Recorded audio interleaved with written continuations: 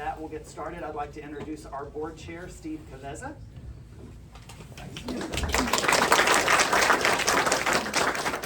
Hey everyone, can you guys hear me okay? In the back, we're good.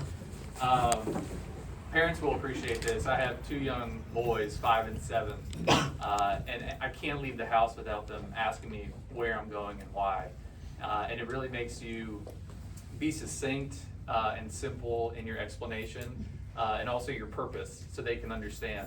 And when they asked me this morning where I was going and why, and I explained to them, you know, that organization I work with that helps cats and dogs be healthy and helps their owners be able to afford care for them. It just made me remember why I do this, and I think that's why everyone is here today. So I just want to say thank you for being a part of that purpose, for what everyone here does for Pet Community Center, and just for showing up this morning. It really means a lot. As Brandon mentioned, I'm Steve Cavezza. I'm the chair of the board. I started with PCC, if you can believe it, 6 years ago, which is wild. Since that time and before then, we were talking about getting a new building. And not just something bigger, nicer, better for our staff, better for our clients, but something that could serve more pets, could serve them better, and could really increase our impact on the community. This isn't just a pet center. This is Pet Community Center. And this building really enables us to truly be a pet community center. So thank you again for all you've done to help us get to this day. It's taken a lot of work from a lot of people, and it means a lot. We've got some great speakers today that are gonna share in this ceremony. I'm not one of them. They're gonna talk about a little bit about our history, the legacy, and then also our future. So with that, I'd like to introduce the person who is the reason I joined the board in the first place, our founding CEO, Natalie Corwin.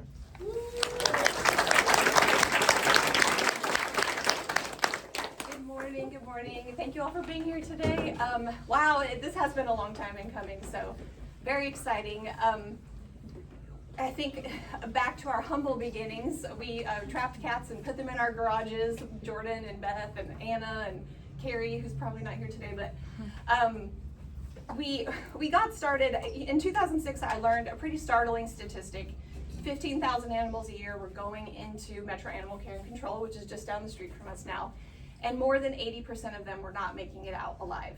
And that was really startling and sad and a reality across the country. It was not just Nashville that was suffering from this problem. And one thing that we learned was there's actually a formula.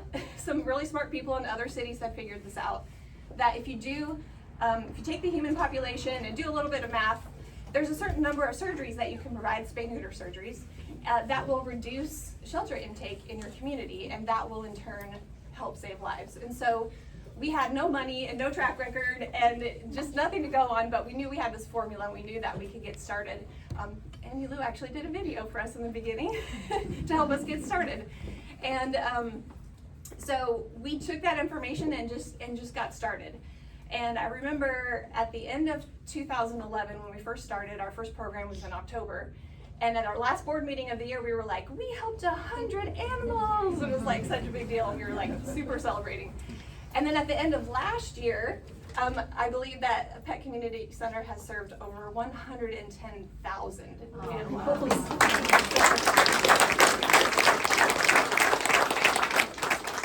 I don't know if we could have fathomed that number back in 2011. Like, I don't know that we would have dreamed that it would have happened quite that quickly. And that happened because of community support and because everybody really got behind us. At the same time that I was learning this information and getting started, I got to meet Phran Galante through the United Partnership for Animal Welfare, and I want to talk a little bit more about her in just a second. But as Steve mentioned, part of the mission of Pet Community Center is helping animals, but also helping the people that are connected to them. And Brandon asked me if I would share a story about something that I remembered from my time here, and Beth actually introduced me to one of our clients a number of years ago. His name was Ronald. And Ronald was a military vet. He was legally blind and hard of hearing, and he lived alone in government subsidized housing. And he called on us for help. And the reason that he called on us for help was one day he was out taking his garbage out, and he had some vision, so he could see a little bit. and he noticed there was a cat in his dumpster. And he had always had dogs throughout his whole life, was a dog person, but didn't have dogs at this point in his life because of his health concerns. And so he just decided on a whim to say to this cat, I'm gonna go in my apartment and leave the door open, and if you wanna come live with me, I'll take care of you. And sure enough, a few minutes later, this cat wandered into his apartment and they became fast friends. He named the cat Cordell after his UPS delivery guy, who was his buddy. And they became really fast friends. After a while, Ronald noticed that Cordell was spending a lot of time in his closet, and he wasn't really sure exactly what was going on there. But he thought Cordell was a male kitty. Turns out Cordell was a female cat that had a litter of kittens in his apartment. And he noticed one day out of the corner of his eye that there was more than one cat in his apartment. So he wasn't really sure what to do, but thankfully a friend of his who helped him get his groceries and take him to his doctor's appointments had heard about Pet Community Center and reached out to us, and we sent a volunteer over there when Mama Cat was old enough. Cordell, she kept her name. And we spayed and neutered the Mama Cat, and then also connected him with Nashville Cat Rescue, who helped get some of the kittens adopted. And he kept one of the kittens to be a friend with Cordell. And in visiting with Ronald and seeing how much these cats meant to him, they were his family members. They were his lifeline. He lived a very solitary life in a lot of ways, and they were really just as important to him as a human family member would be. So being able to help people like Ronald and all the clients that are attached to the animals that come into this clinic is really part of the DNA and the fabric of Pet Community Center. So I just wanted to share that story, that you all make stories like that possible every single day. And then think about the thousands of animals and pets that are going to come through these doors because of that. So thank you. And then of course, I could not be more thrilled that this location is named in honor of my really good friend, Phran Galante, who I had the privilege of working side by side with for many, many years. Phran, she was just awesome, and so many of you here today knew Phran. She was relentlessly an advocate for animals, and I met her through UPAW. A bunch of people got together in 2006, 7, 8, I don't know what year it was, and formed a coalition because we really wanted to make an impact and bring everybody together to change the reality of animal welfare in Nashville. And so there were lots of ways that we went about that, through policy and legislation, education and outreach, and then of course through spay neuter. And Phran, she chaired UPAW. She helped organize outreach efforts in low-income neighborhoods. She organized fundraisers. She served on the MAC advisory board. I hope I'm not taking away from your speech, but she did so much. And not only, every time I called on Phran to ask for help with Pet Community Center, she always said yes, every single time.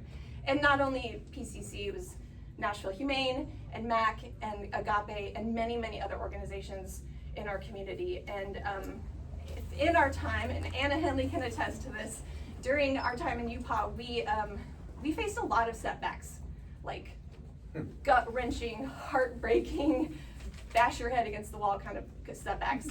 And Phran did not give up. And I think part of the reason that a lot of us kept going and didn't give up was because Phran, she just kept showing up. And she started the meetings on time, she ended the meetings on time, she ran it like a business, and it really did work. And I think the impact of her, the influence of her life on this community is going to be felt for many, many years to come. And even just on a personal note, Phran was one of the most dynamic people. She just had the biggest smile. If you met her, she was probably the most stylish person that I've ever met. She had every color of hair under the rainbow at any given time. Every time I saw her, I think it was a different color, and that was amazing. She also just brought so many of us together as friends, and she was constantly going to charitable auctions, winning these awesome experiences, and then taking us all on a pedal tavern ride or to make pretzels or what have you. So, she was just a lot of fun, and she's. The fireball. Oh, and of course, her favorite drink was Fireball. So I don't know if we're gonna be toasting her today, but if you have a shot of Fireball in her honor later today, because that was her absolute favorite. I still don't understand it. It makes no sense. But that was her thing, and so we love her for it.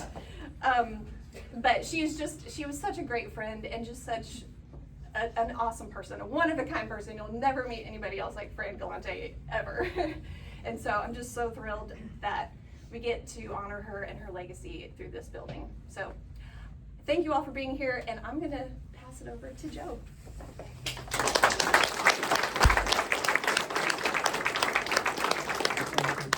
You did cover a lot of it. Sorry, Joe. It's, I mean, in regards to the hair, I felt like I was married to 15 different women. Yeah, one of the many colors. But Franny and I had been together, we had just come back from New York, so it was probably 95.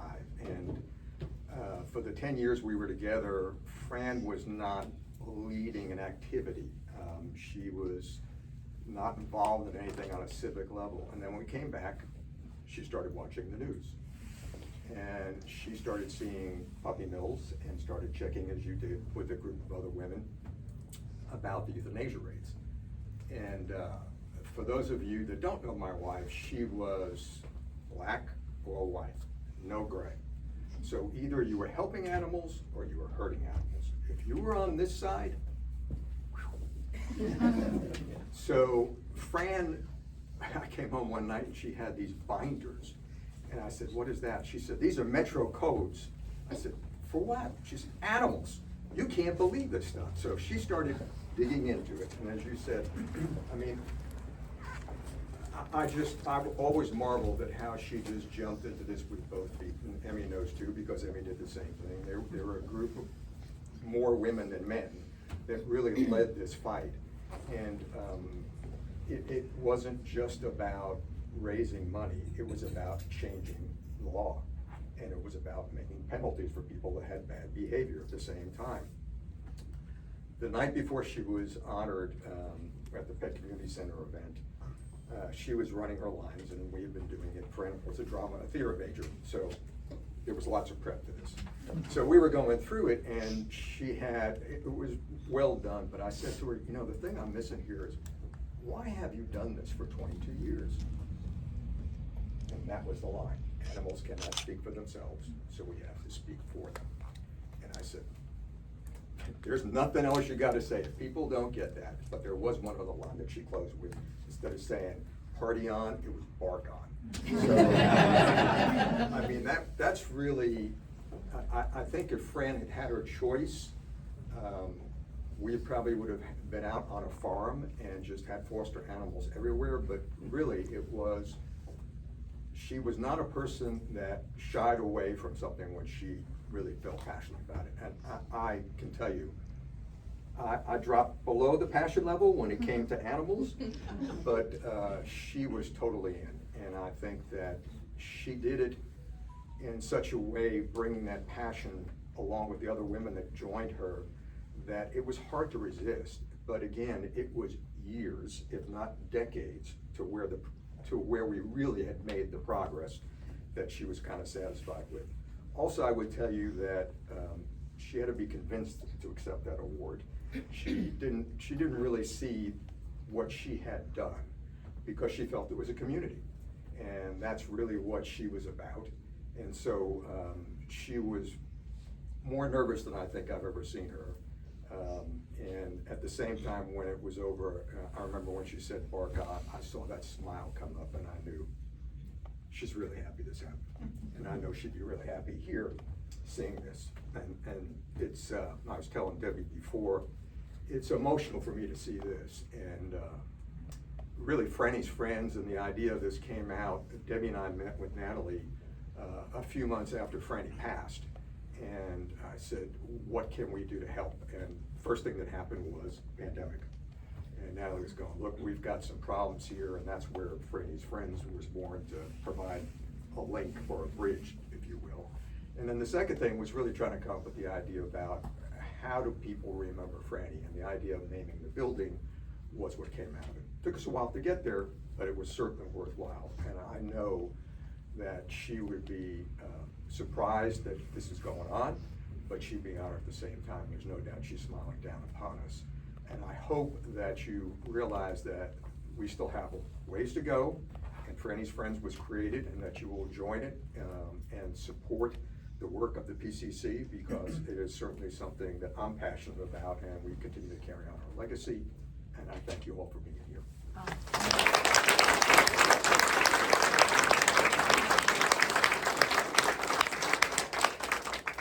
Thank you, Joe, for sharing Fran's legacy with us.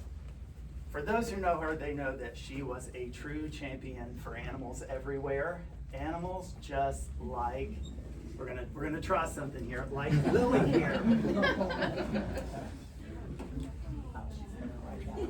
That's our Simba moment. This here is Lily. She is one of the community cats that we help here.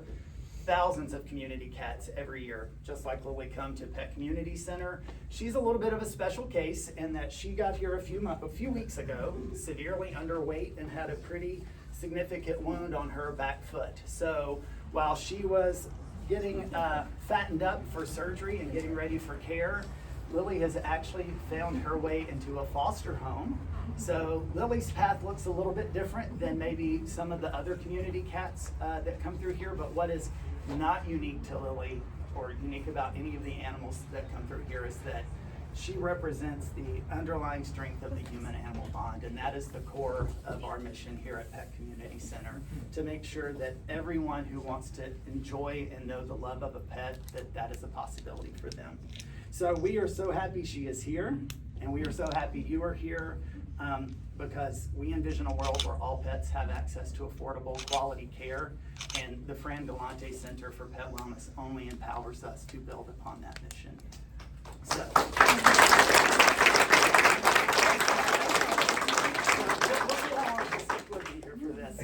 But Natalie, she may come to you in a second. But we are thrilled to have you here with us this morning, and we do want to say a tremendous thank you to Joe for making this possible and for honoring Fran's legacy through this beautiful new clinic. It is truly a testament to her courage and her resolve to make our world a better, safer, and healthier place for every animal in our community. As everyone's mentioned, if you haven't met Fran or didn't get have the opportunity to, or aren't familiar with her story, it is back there on the Franny's Friends wall, and I hope everyone will stop to read it, because even if you are familiar, it is a beautiful reminder of her courage and resolve to help the most vulnerable pets in our city.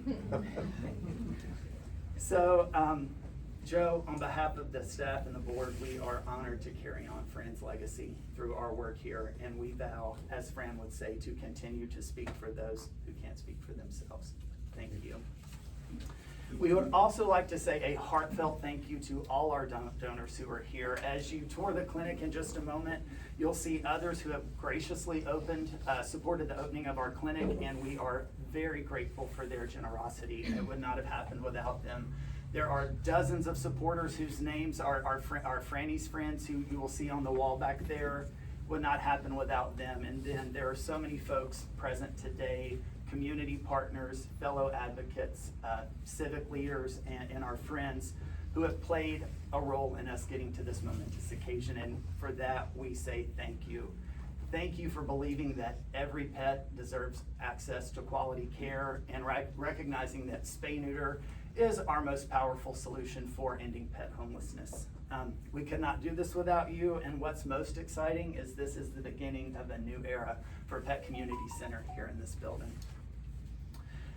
Our vision, the Phran Galante Center for Pet Wellness, gives us countless opportunities to deepen our support here in Nashville, but one of our key priorities is preventing pet homelessness and keeping pets in loving homes with the people who love them, because that's where they should be.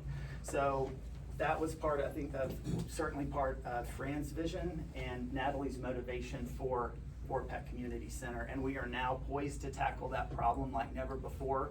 We still partner very closely with Metro Animal Care and Control, and we evaluated all of their intake data from last year, and we found that 40% of all stray animals in Nashville came from this zip code and our 2 adjoining zip codes. So 40% of all homeless animals last year came from this community. So now we are situated in the heart of animal homelessness to make an impact like never before.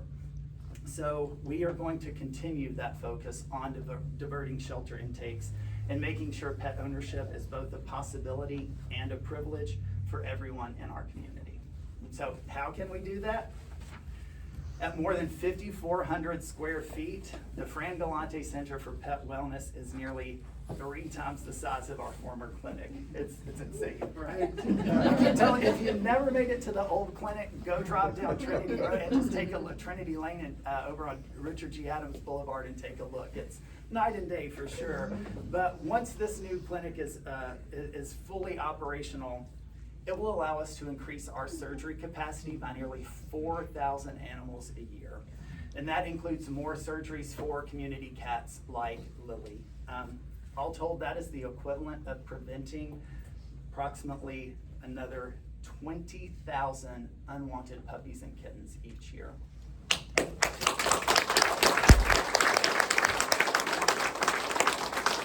And we can add to that nearly 5,000 wellness appointments, and that's a 51% increase over what we are able to provide today, and that is for families who want access to those basic care so that they can have that happy, healthy relationship with their pets.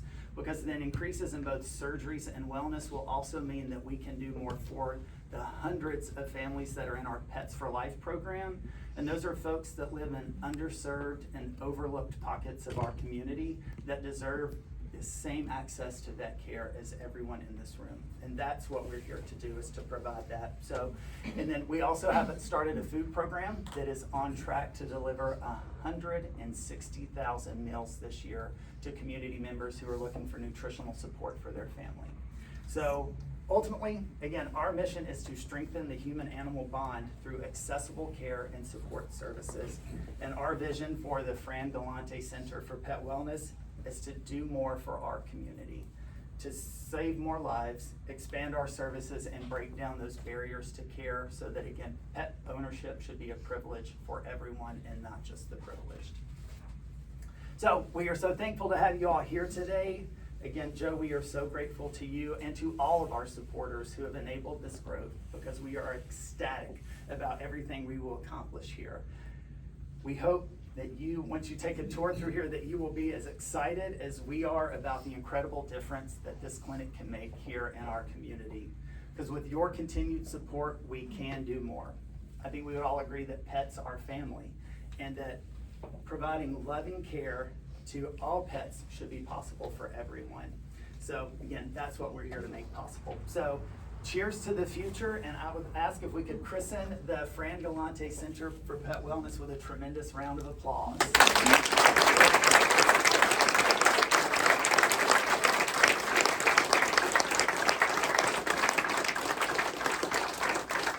are going to cut a ribbon here in just a moment, and we also have Councilman Russ Bradford is here. He is our councilman for our district, and he has a proclamation. Russ, I'll invite you up for just a moment. Thank you, Brandon. And unlike most politicians, I won't hog the microphone. Before I read, I just want to thank Brandon. Sorry. When we talk about animals, I get emotional. We all do. Seeing the love, the compassion. I'm so glad to be a part of this and to be able to help Pet Community Center do what they can for our community. You had to bring the cat up, didn't you? Russ recently lost a cat, his pet, and so he has added a new one to his home, but we know it. 20 years, so. Yeah, those are hard friendships. Okay.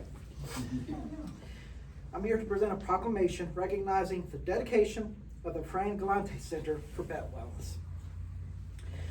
Whereas the Pet Community Center was launched in 2011 and serves more than 20,000 animals annually, since its opening, Nashville shelter intake has decreased more than 50%. Whereas the Pet Community Center operates a high-volume, low-cost spay, neuter, and vaccine clinic that is operated by highly skilled veterinarians, clinicians, and nonprofit professionals. And at the end of 2022, has served over 110,000 animals. Whereas additionally, the Pet Community Center provides outreach and support to pet owners who live in veterinary care deserts.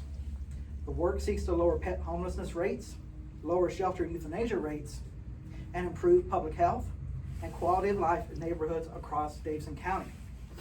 Whereas the Pet Community Center has outgrown their original location and has moved to their current location here in District 13 at 5233 Harding Place, Suite 5247, Nashville, Tennessee.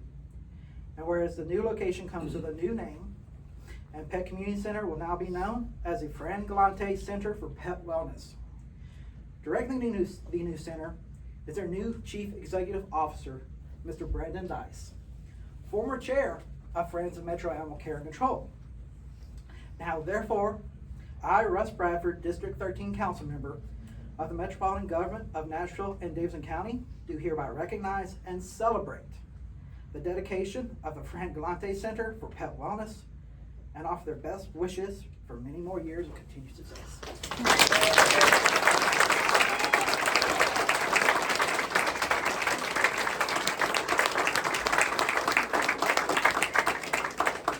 So let's grab the scissors and maybe Joe, and where's Debbie? I think we should have Debbie be part of this, for sure. Big enough? Don't run with those. Be careful.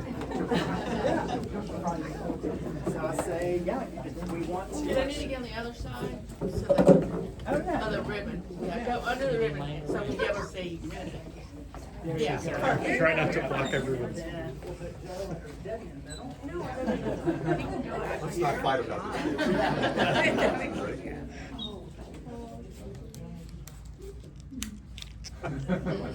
There we go.